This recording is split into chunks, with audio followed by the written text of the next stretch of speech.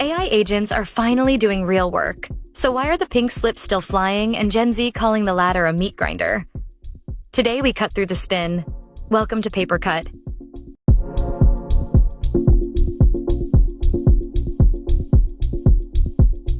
Target is removing 1-800 corporate positions, including 1,000 layoffs, to simplify how the company works. That is not just cost control.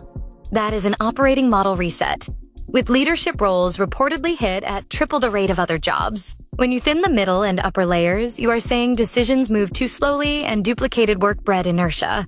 The message inside Target is crystal clear. Fewer layers, faster bets, tighter alignment. The question for every leader watching is simple. Are your structures an advantage or a drag? If your answer starts with historically, you already know. Energy and telecoms echo the theme. ConocoPhillips plans Canada layoffs in November. Charter is cutting 200 roles, about 1.3% of its workforce, to streamline. These are not panicked moves. They are portfolio and productivity plays. In long-cycle industries and access businesses, every seat must either sell, build, or speed. Back office gets scrutinized first because value is hardest to show. The smart EB move here is radical clarity. If you restructure, publish the new rules of work within the week. Show where decisions live, how many people must say yes, and what you stop doing. Hiring brand is not about posters. It is about proof that work got better. Let's talk agents. Block reportedly put AI agents in the hands of 12,000 employees in 2 months. That is deployment velocity. It works because scope is clear and ownership is named. Not a pilot lost in a lab, but a tool attached to a task with a product owner who answers for outcomes. This is what AI in the business looks like. Now the friction. Middle managers report the least psychological safety of any layer. They are the translators between strategy and workflow. If they are scared to flag risks or push for redesigns, you will have a glossy roadmap and a dead program.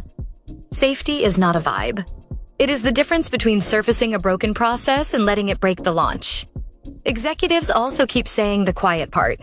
Amazon's internal notes and reporting point to AI reducing total corporate headcount over time. HR itself is in scope, with reports of a 15% reduction. That is honest math if you rewire the work. It becomes lazy math if you just lay off and hope. The fix is to treat AI as reallocation. Start with a task inventory. Decide what agents will own. Redeploy humans to exceptions, exploration, and customer outcomes. Put SLAs on agents like you would on humans, and publish the reskilling path by role. If you need a story for talent, that is it. Agents create new work. Be specific about which. Graduates feel locked out. A city executive calls graduate hiring a meat grinder, where 5,000 candidates chase 5 roles while AI screens everyone. That is not efficiency. That is waste. It burns candidate time, recruiter time, and your brand. Meanwhile, Gen Z is quitting banks at higher rates than other groups. The reasons are not mysterious. They want autonomy, pace, and flexibility.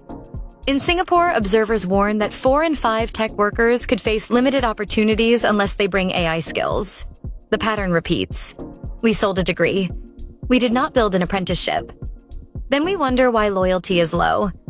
Here is the fix. Cut your application friction by half and your interview loops by a third. Replace generic online tests with structured work trials that mirror the job. Pay for time spent. Stand up a builder track for generalists who rotate through product, ops, and growth with a single manager of record. Pair that with a craft track for deep technologists. Publish your conversion and time to skill metrics. Early careers do not need a wellness webinar. They need a path that feels like progress. The brand payoff is huge. You will spend less on campaigns because alumni will do your marketing for free. Remote-first employers are swimming in applications. Dropbox and Atlassian see far more applicants per role, and LinkedIn data shows a small share of remote postings, attracting a disproportionate share of applications. If you insist on 3 days in the office without a work reason, accept a smaller pipeline. That is a choice, not a law of nature. If your work truly needs co-location, say why. If it does not, hire where the talent lives and use your travel budget for purposeful gatherings. And law is nudging culture.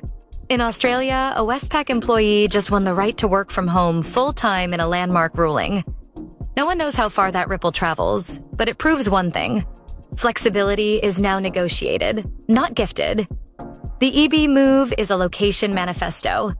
List roles that are location critical and why. List roles that can be anywhere and how you gather. If you do that, you will still lose some candidates.